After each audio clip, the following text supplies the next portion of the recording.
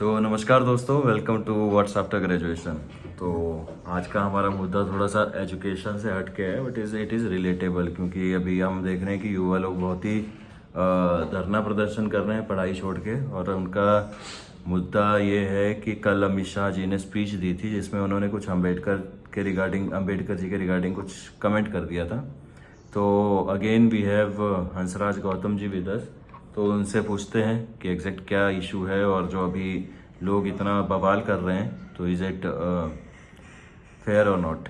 So Hansraj Gautam ji, welcome to our channel. तो आप बताइए जनता को क्या मुद्दा चल रहा है अभी।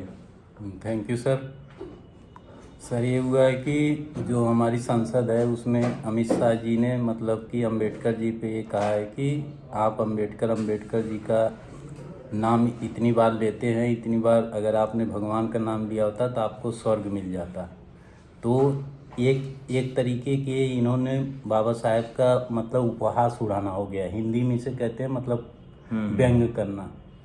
तो ये एक तरीके का अपमान हो गया। आप जिस पोजीशन पे पहुँचे हैं वो मतलब कि कॉन्स्टिट्यूशन नहीं होता तो उसी के दम पे आप उस पोजीशन पे हैं। तो उस पोजीशन की एक अपनी मतलब मर्यादा है। तो उन चीज़ों के एक मान लो नॉर्मल आदमी भी मतलब बोलता चलो एक बार मतलब उसको कहा जाता कि ये बात है कि नॉर्मल है, लेकिन आप जिस मतलब लेवल पे है उस पर ये बात बोलना मतलब एक मतलब बहुत बड़ी बात हो जाती है। तो उसके लिए इनको मतलब कि या तो उस बात को वापस लेना चाहिए या उसके लिए मतलब एक कि मतलब कि हम अपनी बात को वापस लेते हैं या उसके लिए हम क्षमा मांगते हैं। तो कुछ ऐसा मतलब इनको देना चाहिए ताकि ये जो विरोध हो रहा है मतलब पूरे देश में वो चीज़ ना हो।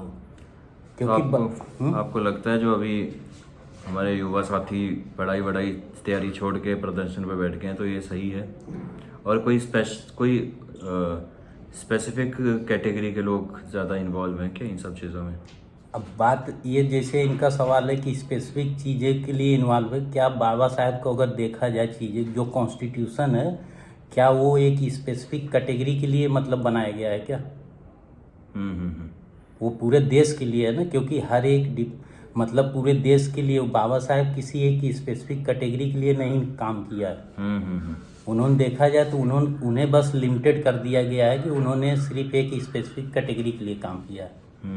लेकिन ऐसा नहीं है, उन्होंने महिलाओं पे भी काम किया है, आरबीआई पे भी काम किया है। तो आप क्या कहना चाह रहे हैं कि सब उतर जाओ सब उतर मतलब सब उतर जाओ मेरे कहने का मतलब है कि एक नॉर्मल अगर आप इन चीज़ों पे आवाज़ नहीं उठाएंगे तो ये चीज़ें क्या है, उन्हें ये लगेगा कि चलो कोई भी कॉमन बात है तो कल को कोई तीसरा आदमी भी उठ के कुछ भी बोल देगा।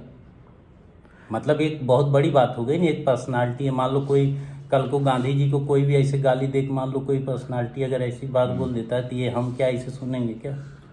पर हंसराज जी, जिस एंगल से मैं देख रहा हूँ, परसेप्शन की बात है, it is also subjective perspective. तो उन्होंने पॉलिटिशियंस को एड्रेस करते हुए कहा था कि अंबेडकर करते रहते हो, तो लोगों ने अपने ऊपर ले लिया। नहीं, बात तो उसकी नहीं है ना। जो सेंटेंस देखिए आप उस सेंटेंस को देखिए ना। हाँ कि आप थोड़ा सा मतलब कि था। एक होता है चलिए बाबा साहेब मान लो एक रिस्पेक्ट होती है क्योंकि वो कोई नॉर्मल पर्सनालिटी नहीं है। आज के समय में कई लोगों के लिए वो भगवान है। अगर आप उनकी बायोग्राफी उन चीज़ों उनका अचीवमेंट वो चीज़ें पढ़िए तो आज के समय में आपके लिए वो मान लो नॉर्मल बात होगी। नहीं, बिल्कुल देश के लिए तो योगदान क्योंकि उनके योगदान को आप मतलब मूल्यवान है मतलब वो इग्नोर नहीं कर सकते। जो उन्होंने देश को दिया है आज भी उसको मतलब लोग मतलब सोचते हैं कि हाँ यार क्या चीज़ है। तो आप जो भी हमें देख रहे होंगे उनको क्या सलाह दोगे कि इस चीज़ को अब कैसे वो हैंडल करें? अभी जो प्रदर्शन करना या धरना देना ये उचित है कि नहीं? नहीं उचित इन द सेंस कि आप कोई पब्लिक मतलब की चीज़ें हैं उसको डिस्ट्रॉय या उनको मतलब नुकसान ना पहुंचाए। आप अपनी बात को शांतिपूर्वक मतलब चीज़ों को जहाँ भी आपका हर चीज़ के लिए धरना के लिए प्लेस होता है तो आप वो गवर्नमेंट को दे सकते हैं। हर चीज़ का सोल्यूशन है ये चीज़ है। तो चलिए, आपने सुना हमारे साथ हंसराज जी को, और ये आते रहेंगे नए नए मुद्दों पे अपने विचार रखने। Thank you so much.